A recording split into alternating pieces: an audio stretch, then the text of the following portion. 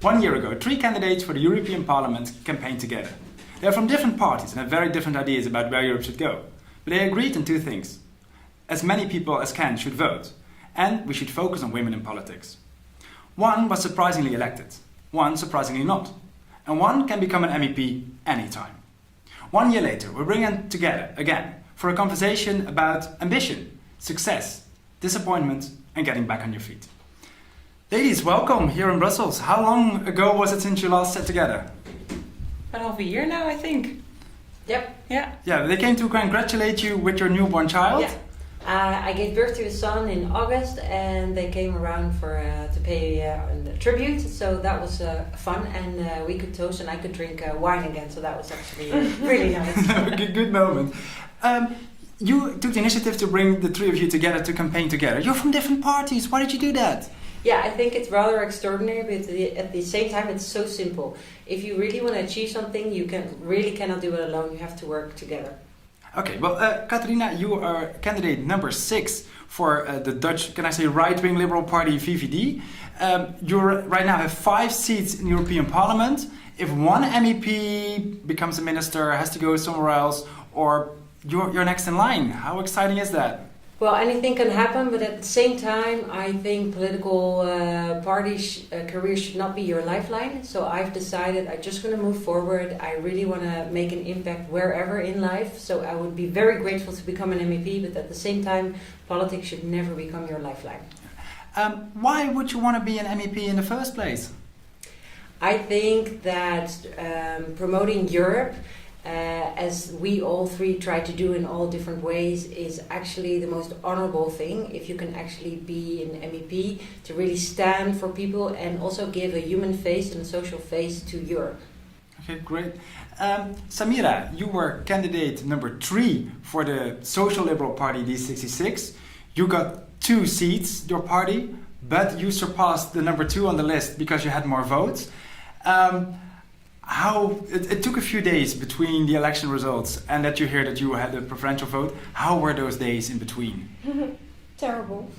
What did you do? Well, I to be honest, because actually, based on the first results, I knew that I did not got the seat. So I wasn't sure about it at all. So the next day I was very sad, and then the day after I decided just to go to the beach and thought about my life and thought about plan B, and I was like, okay, well, come on, get up, go on with your life. Politics is not everything, but it does mean a lot to me. But yeah, just continue with your life. But I couldn't actually, because Sunday night the results started to come in, and then we started to do our own counting, and then on Monday it became clear that probably my life was about to change. So it was for a few days, or this twilight, like Schrödinger's MEP, you were either an MEP or not? Yeah, it was really a roller coaster. I mean, I was of course very sad because I always dreamt of the European Parliament. It's my dream job. And like I said, politics means a lot to me. I think that's the way to really, it's a way to change the future of future generations. So I really wanted to do that. Yes. And is being an MEP everything you hoped it would be? Yes, definitely. It's pretty much what I expected, and it's sometimes even more beautiful. And it comes with the jobs that you have like difficult tasks and difficult things to do. And sometimes I'm like, really? Is it really like this? Well, and then I turn it around very quickly because I'm like, well, maybe that's the reason why I should be there, to change the institutions and the way of thinking and behavior sometimes. And are you one of the 750 most powerful people in Europe, or are you a bystander of politics? Well, I think in a way everyone is powerful. You should really look at your own sphere of influence. I was really honored to be called the 20 MEPs to watch in 2020. So that's something I hope about the influence that I have. And I hope to continue with that.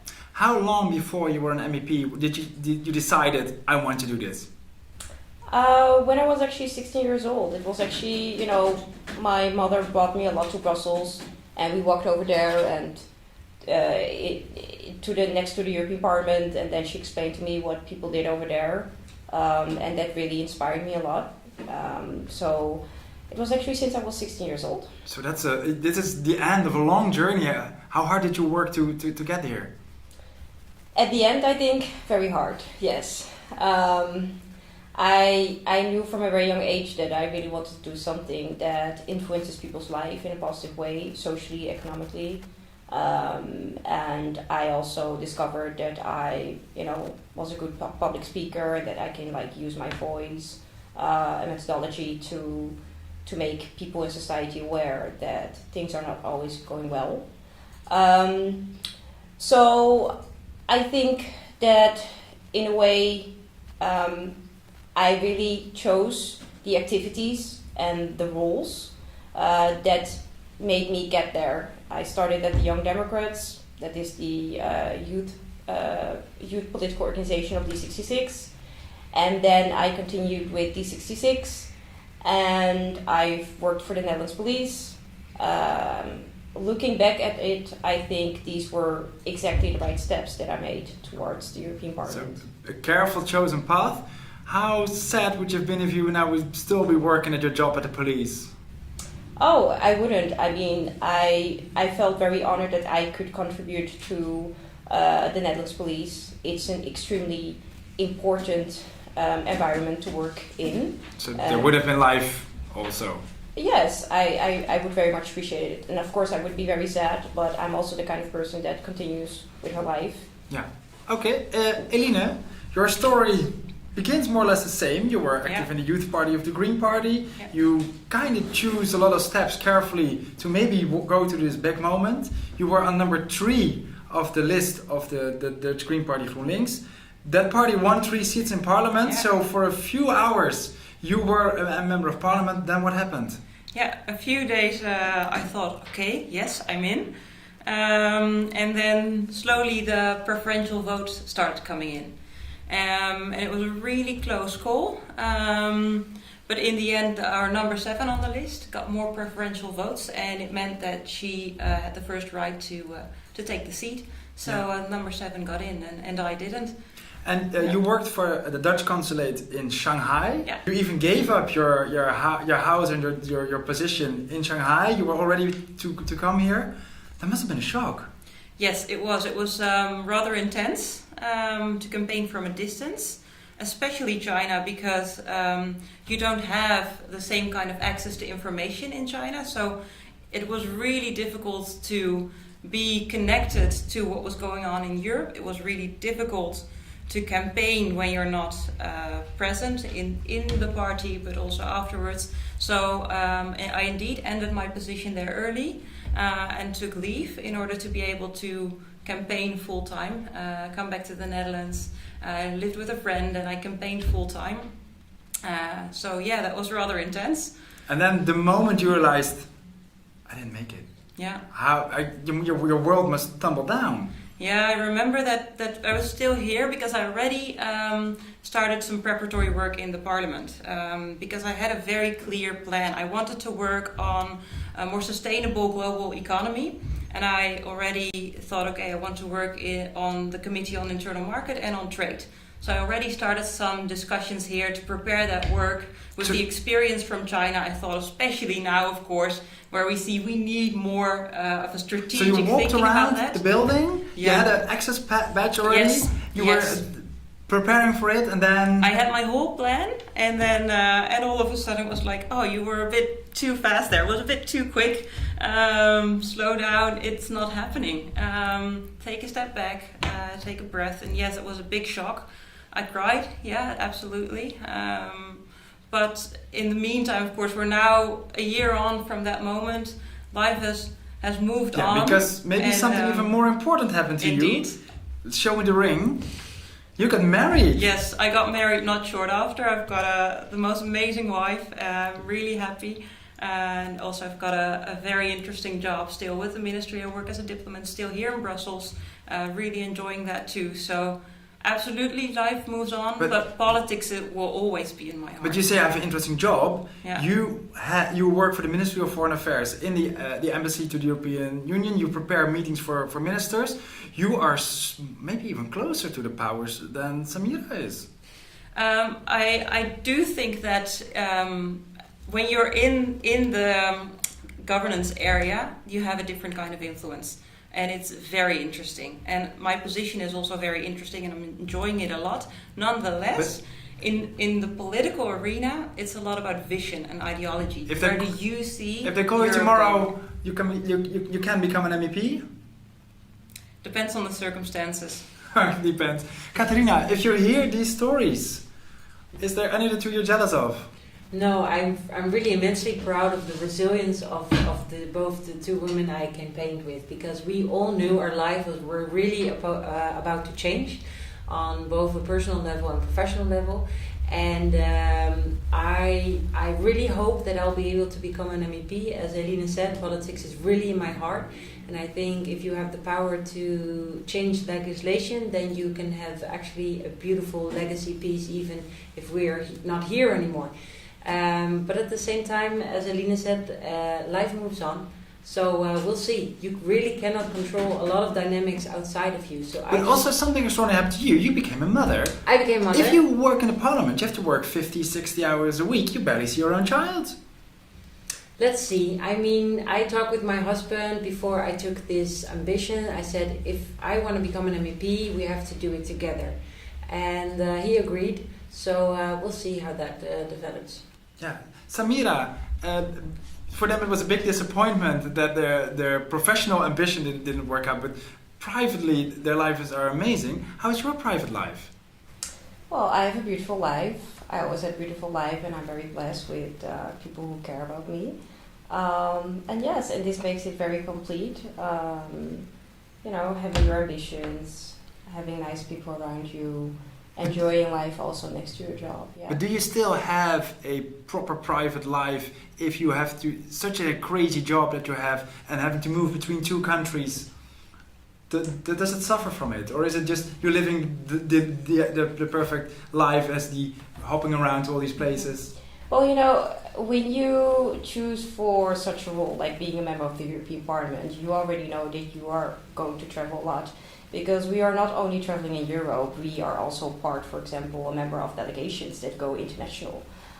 So you know that your life is like crazy sometimes.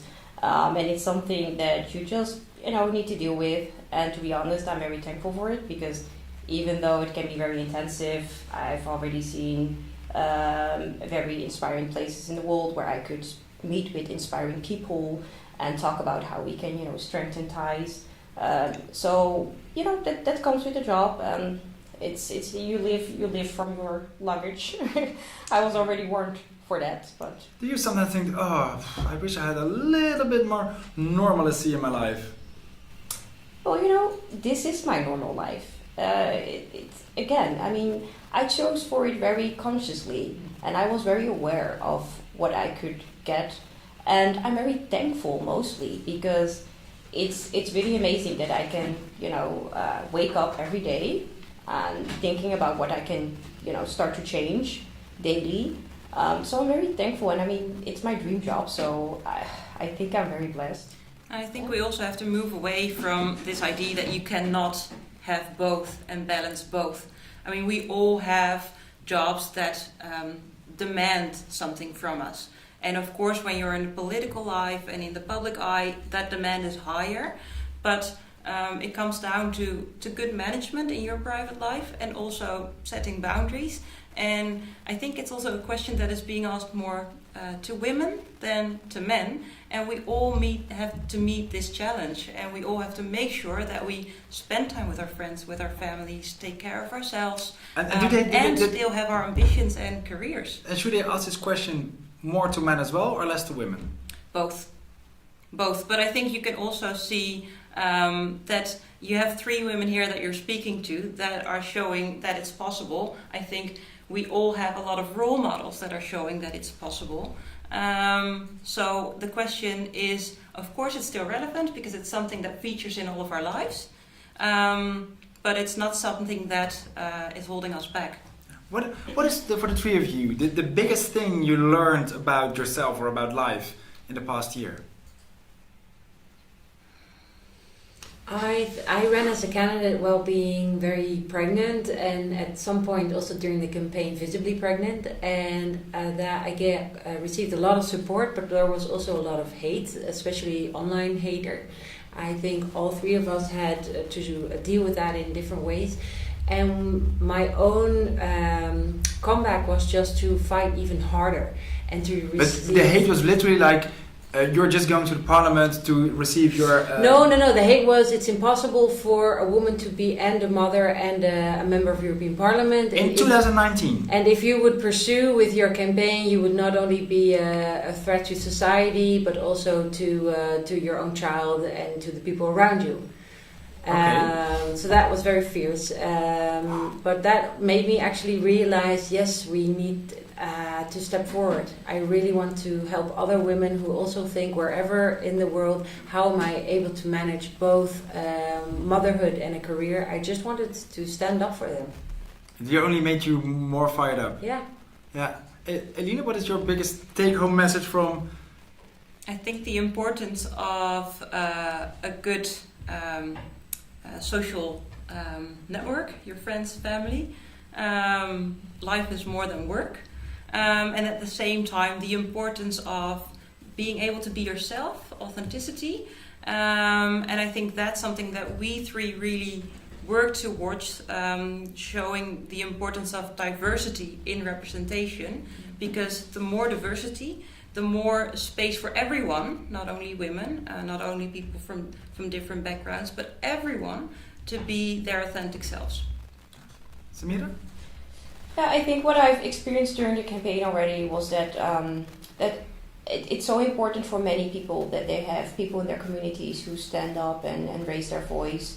And I discovered that young people, but also girls, women, people with a migrant background, responded very positively on seeing someone with a migrant background, a woman, being young.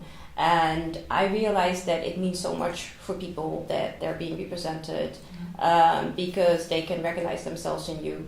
And I think I'm still answering the question on, okay, what is this life now teaching me? It's like you just feel that you're going through a life lesson, but still I see that we still need to do a lot of representation in our institutions. And I think the most important thing that I've learned from the campaign and from the work that I'm doing right now is that representation matters. And what have you learned from each other? What are some traits or some nasty habits that you have that you take with you? Oh, I found them both really inspirational. How? Absolutely. In what way? Samira is very focused, very determined. I really admire that in her. She will give something her all. And Katharina is super creative, has a very open heart. And yeah, I've really enjoyed working together. Yeah, very inspirational. I think what I learned from Eline is that it always matters that the substance is the primary thing. So really think about what the content is, and the packaging will come later. And in nowadays politics, it's often the way around. And Eline really helped me to say, no, but what are your ideas and what is your vision? And indeed, the stamina of Samira, we would have had a debate together, which would then finish at 10:30, and then I was really happy to go to bed, and then Samira would go out on the campaign trail again with her team to go to youngsters in the nightlife of her community with huge stacks of flyers, and it was just mind-boggling. Her energy and her focus and her stamina, really. Thank you. Yeah, now you. Yeah, well, you're both so inspiring. I think I wondered how I got through the campaign if I wouldn't have the support and the interaction with you both, because I realized that we supported each other so much, even though we might not be aware of that all the time. And Eline is really, I really admire that you are so strong and still very much focused on the ambition that you have. The first time when I heard you speak, I was like, yeah, I see a future leader. We need this in politics. I truly hope that in a way we do see you in politics because you're very bold and you're visionary and you know exactly how you want to change the world. And I think that's very inspiring about you. And I'm pretty sure that you are going to lead in our society. And for Katharina, I mean, your energy is so extremely positive. And so, you get a lot of energy about it, but not like positive as in always being happy, but also positive in the mind, like how you look at life, how you approach people, and you really taught me during the campaign to, even though we were facing these obstacles, to stay focused and to stay positive and to think positive about it. I mean, it was you actually after the elections who was still believing it because you have a strong intuition, and I think that's an amazing characteristic to have, that you're not only like positive in your behavior but also in your mind. Yeah. I get two maybe extreme messages from this conversation. One is if you want something, you have to work hard, plan ahead, go for, and maybe even if you're not a cis hetero white male, you might have to work a bit harder, get more shit over you. And on the other hand is don't get too fixated on one goal, because sometimes life plans turns out completely Throws different. you a curveball. Yeah. What is the message from this? Have your eyes on the ball, because if the game's starting, know what the rules are of the game and keep an extreme focus. But then if life takes you in a different direction, be okay with it. Embrace it. And actually embrace it. Wow. Thank you so much for the stories. We're going to continue our conversation on if I'm a young woman somewhere in Europe and I want to be something in politics, which advice do you have? But so far, thank you for this conversation.